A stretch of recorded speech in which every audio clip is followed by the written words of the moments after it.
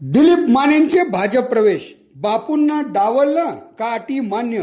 दिलीप माने यांनी अखेर भाजपात प्रवेश केला, परंतु या पक्ष प्रवेशावर अटी, अंतर्गत राजकारण आणि राजकीय संकेत याची सावली असल्याची चर्चा जोर धरू लागली आहे. दिलीप मानेंच्या पक्ष प्रवेशाचा निर्णय बापूसाहेब घेतील हे पालकमंत्र्यांनी जाहीरपणे सांगितले होते.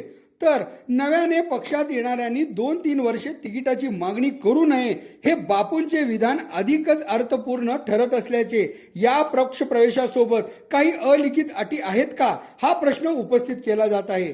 तसेच या पक्ष प्रवेश सोहळ्याला पालकमंत्री जयकुमार गोरे यांची अनुपस्थिती ही केवळ योगायोग म्हणायची की जाणीवपूर्वक ठेवलेले राजकीय अंतर? आणि अगर तिकीट नाही ही अट खरोखरच लागू असेल तर दिलीप मानेंच्या असंख्य कार्यकर्त्यांचे काय, ज्यात बहुश माजी नगरसेवक, माजी जिप सदस्य, माजी पंचायत समिती सदस्य आहेत, ते आता आगामी निवडणुकीत उतरणार नाहीत का? त्यांचे राजकीय भवितव्याचे काय? यात सर्वात मोठा प्रश्न म्हणजे पक्ष प्रवेश बापूंना डावलून देण्यात आला आहे का त्यांच्या अटी मान्य करण्यात आल्या आहेत? या निर्णय प्रक्रियेत बापूंची भूमिका नेमकी काय होती?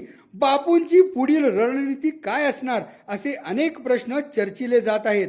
त्यामुळे दिलीप माने यांचा भाजप प्रवेश हा विजय घोषापेक्षा प्रश्नांची मालिका ठरताना दिसत आहे. याची उत्तरे जसजशी उलगडतील त्यानुसार आगामी राजकीय समीकरणे बनतील आणि बिघडतील हे मात्र नक्की.